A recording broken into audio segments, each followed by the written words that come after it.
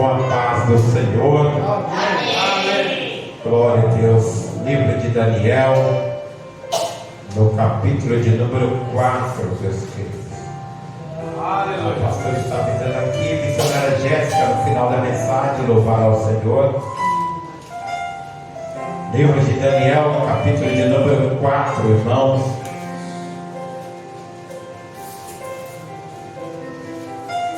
A partir do versículo 1.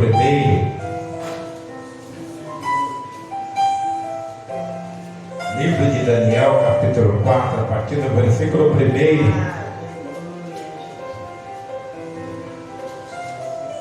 A palavra de Deus vai dizer assim: Nabucodonosor, rei, a todos os povos, nações e línguas que moram em toda a terra, paz vos seja multiplicada. Pareceu-me bem fazer notórios os sinais e maravilhas que Deus, o Altíssimo, tem feito para comigo. Quão grandes são os seus sinais e quão poderosas as suas maravilhas. O seu reino é um reino sempiterno, e o seu domínio de geração em geração. Eu, Nabucodonosor, estava sossegado em minha casa e próspero no meu palácio. Tive um sonho que me espantou. Estando eu na minha cama, as imaginações e as visões da minha cabeça me turbaram. Por isso expedi um decreto para que fossem introduzidos à minha presença todos os sábios de Babilônia, para que me fizessem saber a interpretação do sonho. Então entraram os magos, os astrólogos, os caldeus, os adivinhadores, e eu contei o sonho diante deles, mas não me fizeram saber a sua interpretação. Mas por fim entrou na minha presença Daniel, cujo nome é Beltesazar, segundo o nome de meu Deus, no qual há o Espírito dos deuses santos. Então eu lhe contei o sonho. A igreja pode sentar, meus queridos irmãos. Irmãos, essa narrativa bíblica do livro de Daniel é uma narrativa feita pelo próprio rei Nabucodonosor. Rei muito poderoso. Os caldeus que tanto a palavra falava, que viria e se arremeteria contra Judá, contra Israel, eram esses caldeus cujo rei era Nabucodonosor. Todo o poder, irmãos, toda a estratégia dada a Nabucodonosor foi dado por força divina. Foi Deus que deu toda a força, toda a estratégia de guerra para Nabucodonosor.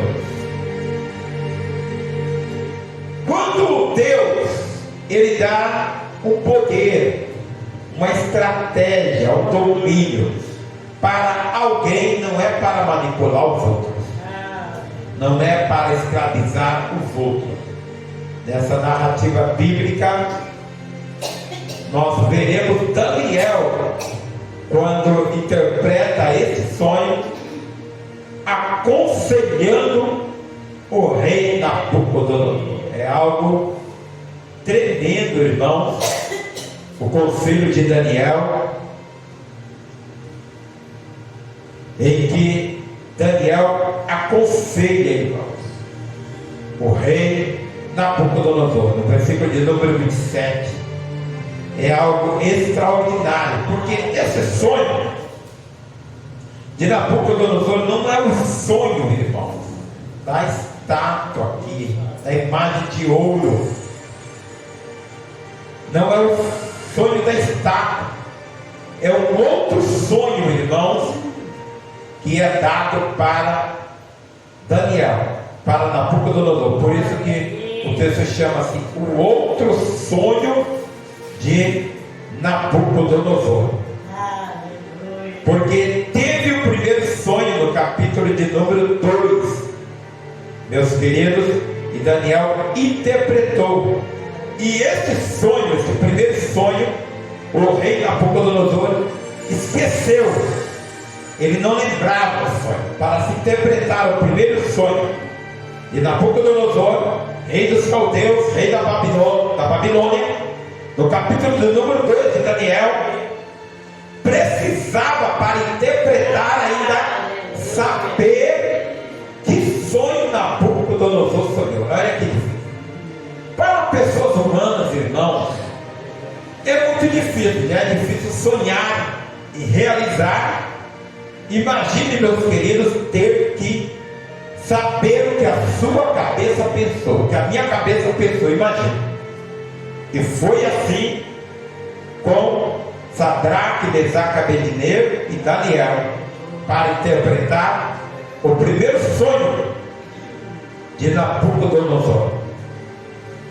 Mas este segundo sonho, meus queridos, em que Daniel também interpreta, é intitulado O Outro Sonho de Nabucodonosor.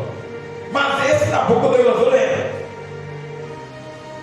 Mais uma vez, Nabucodonosor faz introduzir em sua presença, através do decreto, para que se introduzissem todos os sábios da Babilônia, todos os astrólogos, para todos os adivinhadores, já eram chamados também de caldeus, para interpretar. Nabucodonosor, ele conta o sonho para os caldeus, para os astrólogos, para os magos, para os adivinhadores, mas eles não conseguem interpretar esse segundo sonho para o rei Nabucodonosor. Então ele, na sua própria narrativa, ele vai dizer, ó, então entrou na minha presença Daniel. Aí o próprio rei já vai falando bem de Daniel, já conhecia Daniel, já tinha avisado que nele tinha o espírito dos deuses. A rainha já havia falado depois, posteriormente, para Belsazar, que ele tinha um espírito excelente. Agora, irmãos, olhando um pouco para a vida de Daniel, não era fácil. Se fosse nos dias de hoje, talvez a gente reclamaria um pouco. Não sei se seríamos como Daniel. É igual louvor, assim, a voz de quem adora, crente fiel como Daniel.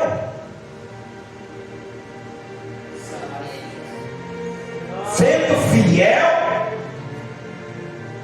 não pecou contra Deus e contra o rei. Posteriormente, no terceiro rei, ele foi lançado na cova dos leões. Mas isso ainda não é nada, olhando para a vida de Daniel, que era um jovem judeu, irmãos. Hoje chamaríamos jovem crente. Não fez nada contra o rei, mas morava em Judá, fazia parte do povo de Joaquim. Foi levado cativo. Mas os irmãos pensam que é fácil ser eunuco? Eunuco, meus queridos irmãos, tem seus corpos mutilados. E de nada você vê esses jovens reclamando pelo que sucederam a eles. Em nenhum momento você vê esses jovens reclamando, mas se apega a seu Deus, o Deus de Israel.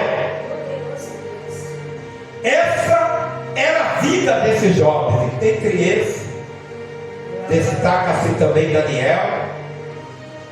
E o próprio rei já vai falando, ó, entrou na minha presença Daniel, cujo nome era Belsazar, segundo o nome do meu Deus, foi O rei Nabucodonosor, que colocou o nome em Daniel de Beltesazar, que era o nome do Deus dele, mas ele fala, ó, nesse Daniel, ao Espírito dos deuses santos, e eu lhe contei o sonho, e ele vai declarando, olha Beltesazar, quer dizer Daniel, príncipe dos magos, pois eu sei que é em ti o Espírito dos deuses santos, nenhum segredo te é difícil, diz-me as visões do meu sonho que tive e a sua interpretação.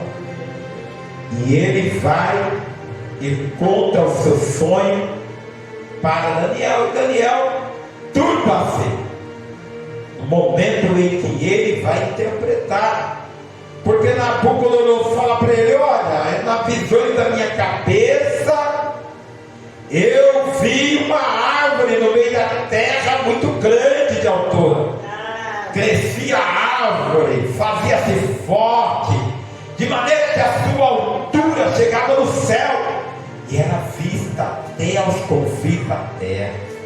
A sua folhagem era formosa. Nabucodonosor vai contando o seu sonho para Daniel.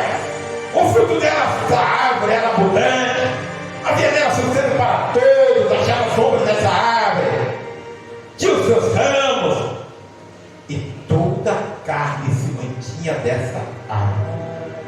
Mas clamando fortemente, alguém disse, derrubai a árvore, cortai os seus ramos, sacudi as suas folhas e espalhai os seus frutos, afugentem-se os animais de debaixo dela e as aves dos seus ramos, mas deixa o seu trono. Quando Daniel vai interpretar, ele turba-se, o rei já percebe que ele muda o semblante e fala, olha Daniel, pode dizer o que é. Os pensamentos de Daniel turbaram-se, ele ficou atônito, então precisou o rei intervir. Não despante Daniel o sonho nem a sua interpretação. Aleluia. Aí Daniel começa a interpretar e diz para o rei, olha rei, esta árvore grande és tu. Imagine, irmãos, profetizar bem, igual a gente vê profetas profetizando, é fácil. É muito fácil profetizar bem. Profetizar que Deus vai dar carro, profetizar que Deus vai dar casa, entregar a chave na mão é fácil. Profetizar que vai ser curado é fácil. Difícil é profetizar, olha, você vai morrer, coloca a tua casa em ordem que você vai morrer. Difícil, irmãos, é interpretar, olha, tu és este homem, foi tu que mataste Urias, tu és este homem. Dizer para o rei, olha rei, tu és essa árvore, és tu que vai ser cortado. Um rei poderoso como Nabucodonosor não é fácil. Mas Daniel, irmãos, homem fiel como Daniel. Aí o compositor acrescenta, não está na Bíblia, né? Tem 450 que está lá no céu, mas não é versículo. Então ele começa a interpretar, tu és este homem, teu reino vai ser arrancado, vão arrancar de ti, vai crescer orvalho do céu,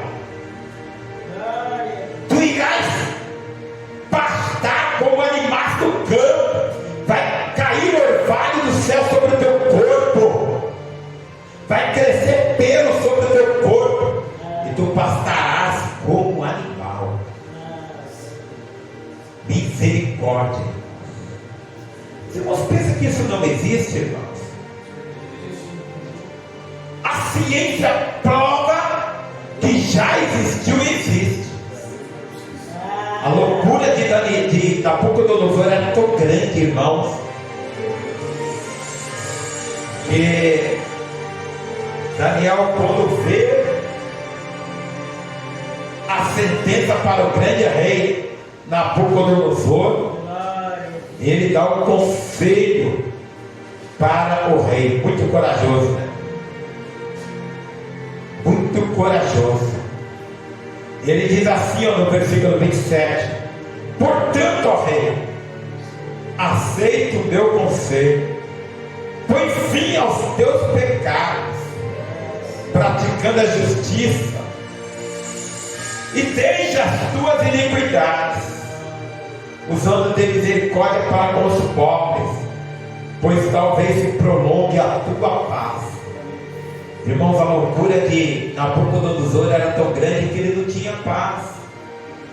E quando as pessoas que não têm paz, ele se defronta com vidas que têm paz, vidas consagradas como você, que cobra bastante, mas você tem a paz. Jesus Cristo, ele disse: deixa-vos a paz, a minha paz vos dou. Não vos la dou como o mundo a dá. Paz que alimenta, paz que sustenta.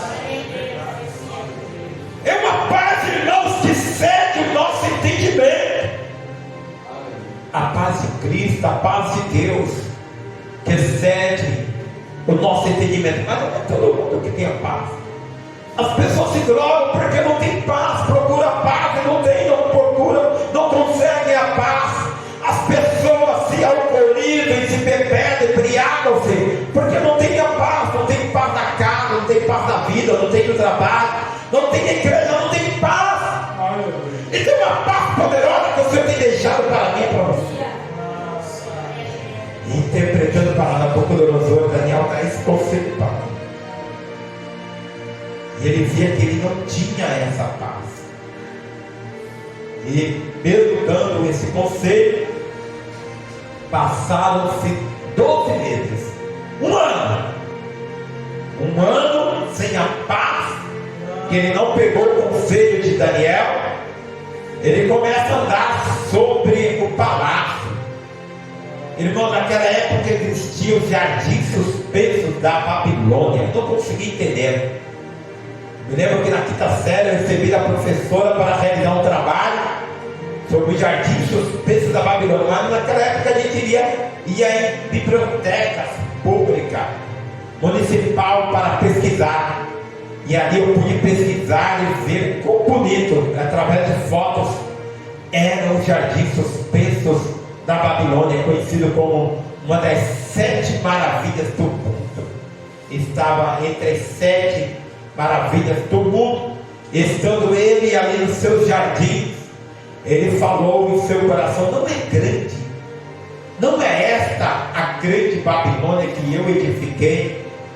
E quando, irmãos, ele diz a palavra, ele estava na sua boca, quando veio uma voz que diz: passou de ti este reino. Assim se aprova, irmão, de vidas que já aconteceu, vidas que a sua loucura é tão grande que viram animal, andava como animal, como lobo, como cachorro. As pessoas chamam de lobisomens amaldiçoados, mas é uma enfermidade tão grande, irmãos, que ainda assola vidas. Eu estava lá no estado de Santa Catarina como preletor dos Gideões, muito usado por Deus naquele congresso. Ele falou: olha, eu fui chamado para pregar, e ali tinha uma família muito abastada, e era costume de Santa Catarina, irmãos, receber os pregadores muito bem, abençoar. E aquele costume veio orar na minha casa. E aquele pastor aceitou. Não sei se a pastora lembra quando estávamos naquele congresso. Eu não sei o nome do pastor, ele havia pregado nos Gideões. Depois chegaram 2 filhas no final do domingo. Ele pregou durante o congresso inteiro e ele contou o seu testemunho no domingo. E ele falou que foi até a casa daquele casal. Foi dormir lá, o casal convidou. E ele falou como de repente ele ouve os barulhos de unha arranhando. E ele levanta e ele falou: o que está acontecendo? E viu aquela enfermidade tão grande, irmãos, naquele homem que se transformava em bicho. não era lobisomem não, que é folclore, irmãos. Mas conforme a ciência transformava-se em animal. E ele falou que a luta contra o demônio naquela noite foi muito grande. A sua esposa já sabia. A esposa do homem, por isso que chamou o pastor para lá, que as pessoas gostam de jogar isso para pastor, né, irmãos? Pastor está orientando, não quer orientação. Mas na hora que o negócio pega, ela chama o pastor. Irmãos, o apóstolo Paulo, ele fala, olha, ele reivindica o apostolado. Ele fala, não somos nós que pregamos a palavra de Deus, não somos nós que oramos sobre os enfermos. Então você tem que entender o apostolado, receber os pastores, o apostolado. Irmãos, Nabucodonosor, ele termina, porque começamos a pregar dizendo, pode trazer, viu, missionária Jéssica? Porque ele termina essa narrativa dizendo tudo isso que aconteceu com ele, que caiu o orvalho do céu, cresceu o pelo sobre o seu corpo, ele ficou como animal, comendo erva do campo. Na ciência nós chamamos de loucura. A sua loucura era tão grande que ele perdeu a consciência, Deus, ele perdeu a razão, ele virou irracional. Mas ele termina, irmãos. Eu fico impressionado com crente que às vezes não consegue se converter. Pessoas que abandonam o evangelho não conseguem. E um homem como esse terrível, como Nabucodonosor, ele termina falando, agora eu, Nabucodonosor, servo e exalto o Deus do céu. Aleluia.